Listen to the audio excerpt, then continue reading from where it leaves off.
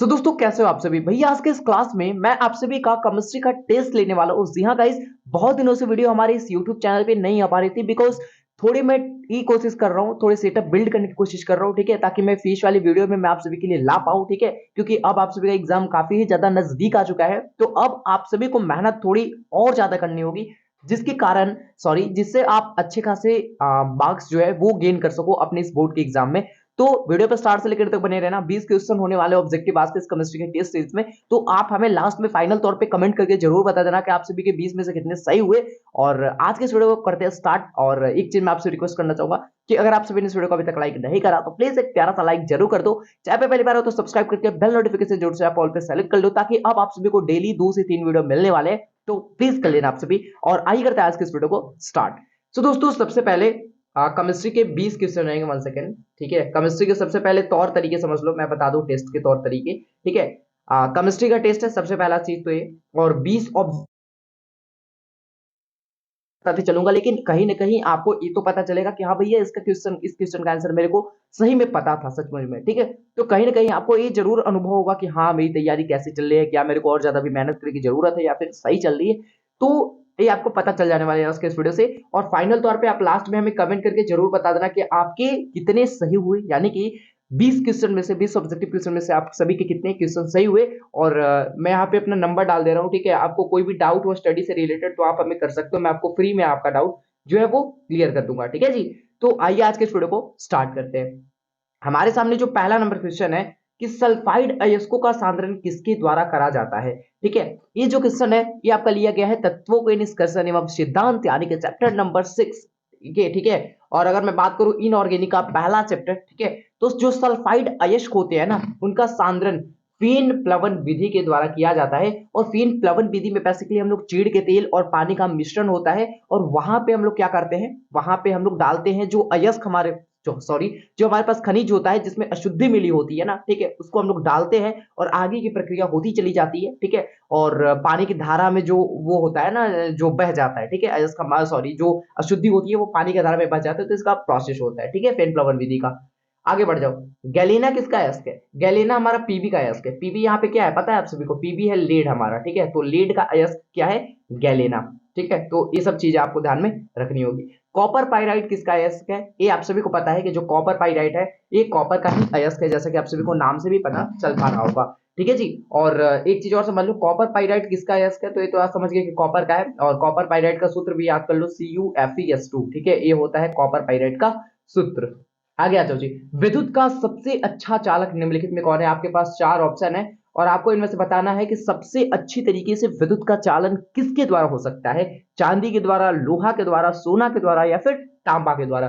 तो बहुत सही जी, विद्युत का सबसे अच्छा जो चालक होता है वो होता है चांदी, ठीक है। तो ये वाला ऑप्शन आप सभी का यहां से करेक्ट हो जाएगा।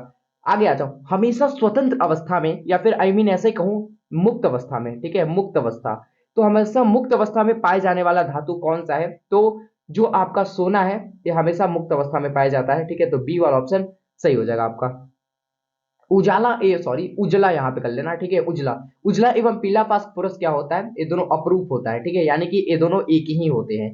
यानी कि जो आपका व्हाइट फास्फोरस है और ये जो आपका पीला फास्फोरस है ये दोनों एक ही होता है। और इसके अलावा आपका रेड फास्फोरस भी होता है, ब्लैक फास्फोरस भी होता है, ठीक है जी।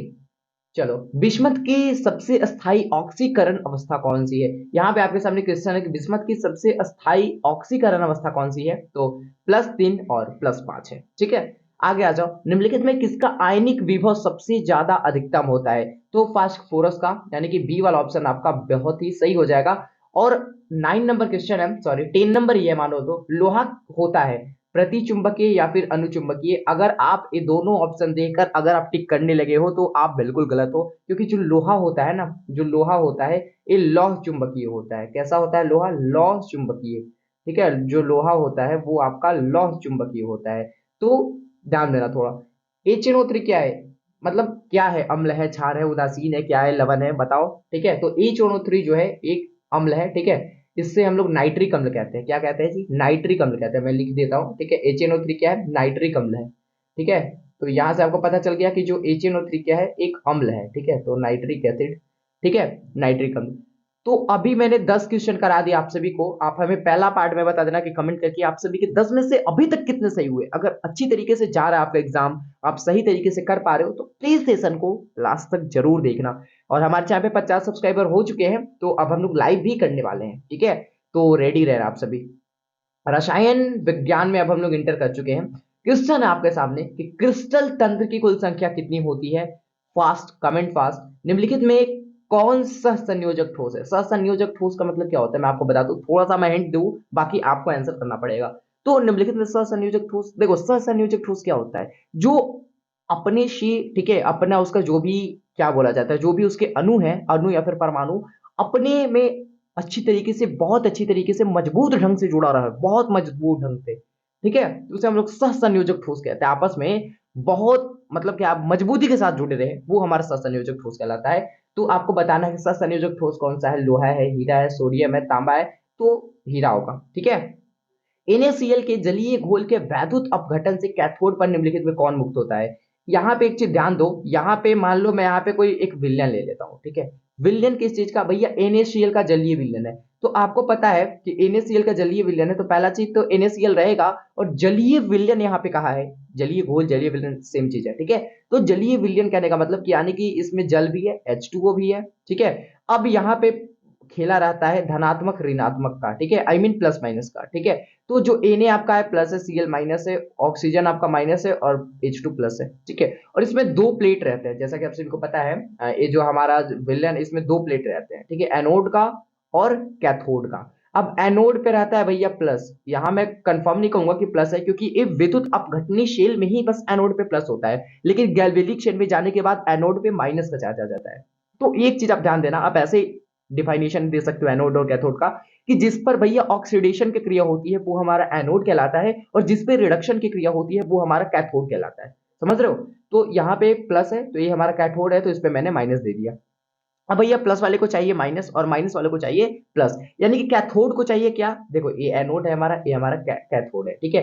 तो कैथोड को चाहिए क्या भैया, माइनस प्लस वाला, ठीक है। यहाँ पे वही पूछ रहा है ना कि निम्नलिखित में कैथोड पे कौन मुक्त होगा, तो हमको कैथोड पे चाहिए भैया प्लस वाला। तो प्लस यहाँ पे तो दो है, सोडियम है ये और हाइड्रोजन भी है।